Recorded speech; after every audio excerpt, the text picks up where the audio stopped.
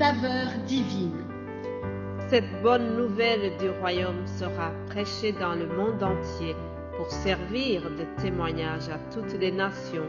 Alors viendra la fin.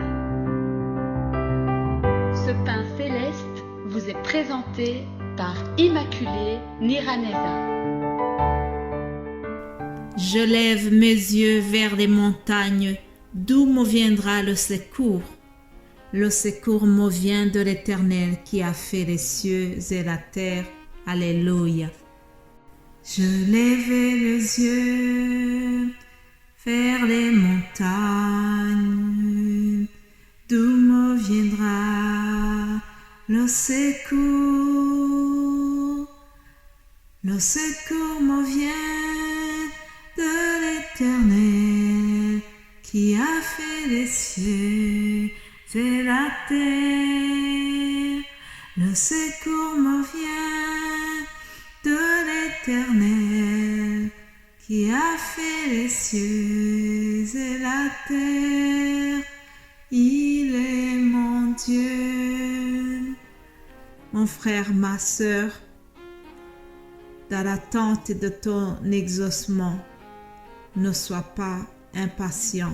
Garde la foi, garde les yeux fixés sur l'Éternel.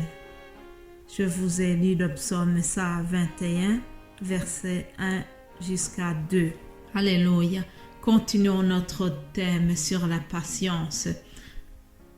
Nous avons des témoins, nous avons des modèles de la patience dans la Bible.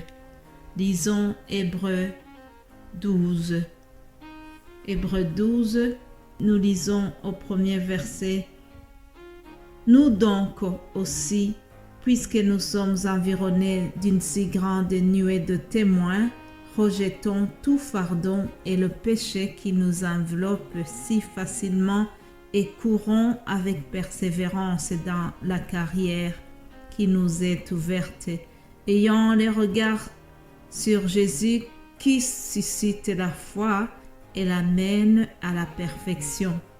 En échange de la joie qui lui était réservée, il a souffert la croix, méprisé l'ignominie et s'est assis à la droite du trône de Dieu. Considérez en effet celui qui a supporté contre sa personne une telle opposition de la part des pécheurs, afin que vous ne vous lassiez point, l'âme découragée. Mes bien-aimés de Dieu, nous avons plusieurs exemples, nous avons plusieurs modèles de la patience dans la parole de Dieu. Le premier, c'est Jésus-Christ. Il a été vraiment un exemple dans la patience. Toute l'histoire de la crucifixion est marquée par la patience de Jésus-Christ, qui n'a pas du tout rouspété, qui ne s'est pas rebellé, qui s'est laissé faire, comme s'il n'avait pas vraiment la force, mais il a été patient jusqu'au bout. Alors, nous aussi, lorsque nous fixons les regards sur Jésus, on est encouragés, chers amis. Jésus a été patient lorsqu'on lui a craché sur le visage.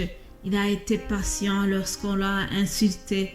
Il a été patient lorsqu'on lui disait « Ah, sauve-toi, et puis sauve-nous aussi ». Il a été patient lorsqu'on lui disait qu'il a blasphémé. Jésus a été très patient devant Pilate. Dans l'évangile selon Jean chapitre 19, nous voyons Pilate qui s'adresse donc à la foule et il leur dit au verset 6, « Prenez-le vous-même et crucifiez-le, car moi je ne trouve point de crime en lui. » Et les Juifs lui répondirent, « Nous avons une loi, et selon notre loi, il doit mourir, parce qu'il s'est fait fils de Dieu. » Et quand Pilate entendit cette parole, sa frayeur augmenta.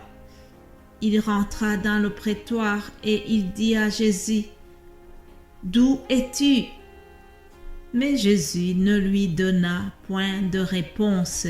Jésus s'est tu, Jésus n'a pas répliqué, Jésus a gardé le calme.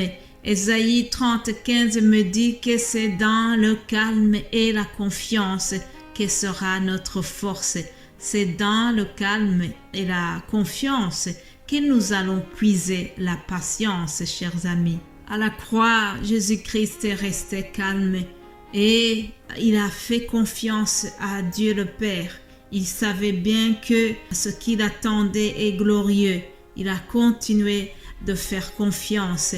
Et nous aussi, nous devons garder notre confiance à notre Père Céleste et nous le verrons agir dans notre vie.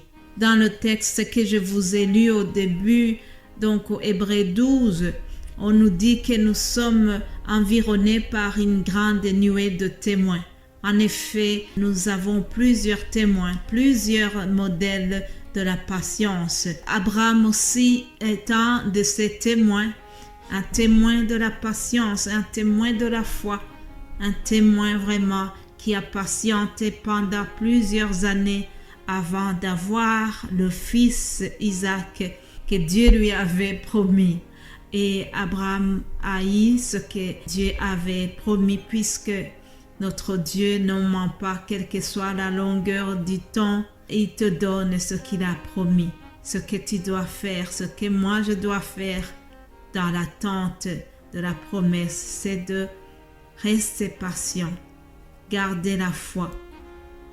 Ah, chers amis, Marie et Joseph aussi ont été patients. Ils ont été patients dans le pays d'exil.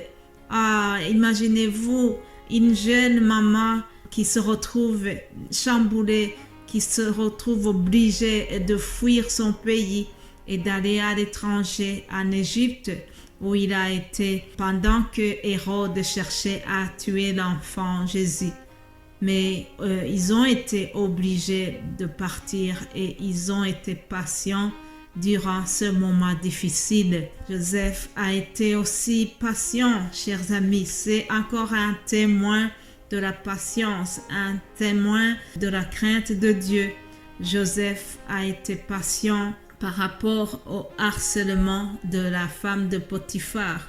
Il n'a pas cédé, il est resté calme et il a même échappé à la tentation. Alléluia, il a réussi à échapper aux avances de Madame Potiphar.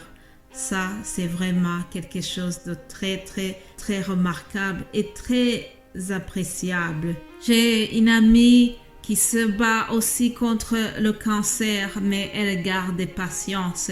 Et chaque fois, elle me dit, je sais que Papa, le Père Céleste, est au contrôle. Alléluia.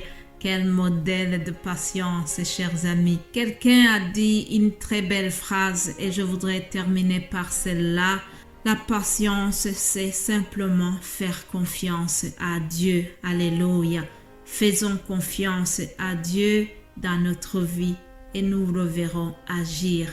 Je vous souhaite de passer une excellente journée. Restez patient dans tout ce qui vous perturbe. Restez patient et moi aussi c'est ma prière.